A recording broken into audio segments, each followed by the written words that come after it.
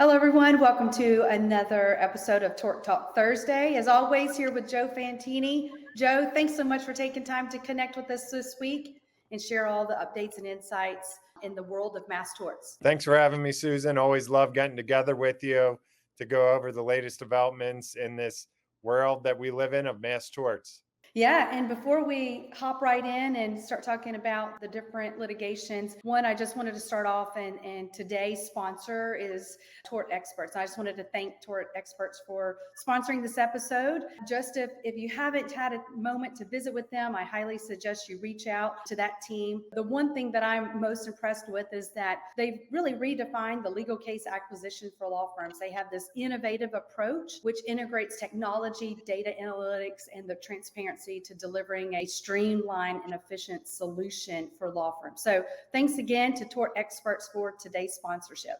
Joe, why don't we start off and talk a little bit first about the J&J bankruptcy? I know that the DOJ filed a motion to dismiss the bankruptcy petition. Tell us about that and what's next. Yeah, so big development. We have the third bankruptcy ongoing here by J&J, this time down in Texas. The court ruled it's going to stay down in Texas. And after that, the DOJ just filed a motion to dismiss. They're making all the arguments we've been talking about here, saying this is the third bite at the apple. The two previous ones have been dismissed. The Supreme Court ruling in Purdue prevents J&J from getting these non-consensual third-party releases. And then what was really striking to me was the DOJ called J&J out and said, this is textbook bad faith filing. So J&J's response is due in 21 days. We'll have a reply and then oral argument in Q1 2025 that we'll all be watching. Well, thanks for the update on that. Let's next talk about the Uber MDL. I know they're still fighting the consolidation. Tell us what that means. Yeah, so Uber MDL, the cases are still increasing there. As you remember, since the start, Uber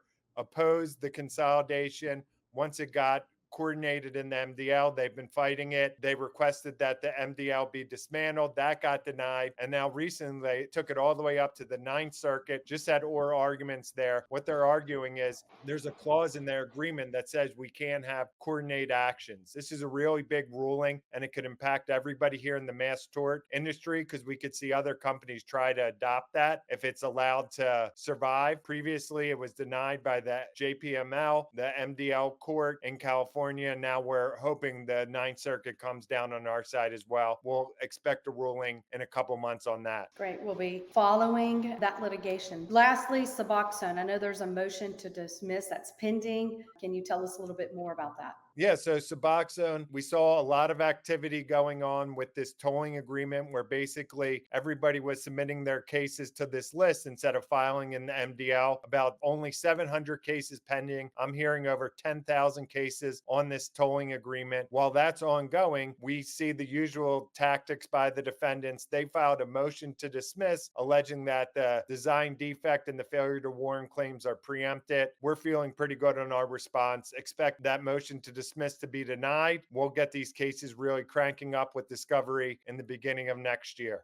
Joe, thank you again for taking a little bit of time to share the updates on these litigations. Also, thank you again to Tort Experts for sponsoring today's Tort Talk Thursday. Joe, have a great week, and we'll talk this time next week. Thanks for having me, Susan.